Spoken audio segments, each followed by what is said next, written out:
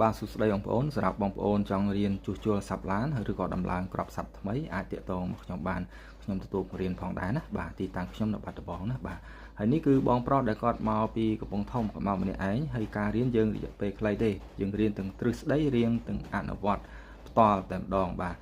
ហើយការរៀនទ្រឹស្ដីគឺសំខាន់យើងត្រូវស្គាល់ពីអវ៉ាន់ប្រភេទណាប្រើបែបណាបាទការដោះដាក់គ្រឿងបង្គុំវាផ្គុំឡើងវិញសង់ត្រេអីការចាក់កាវបាទដាក់តាំងកឡោតតាំងកវាត្រូវសលេងដាក់មិចមកពោះទៀបយ៉ាងណា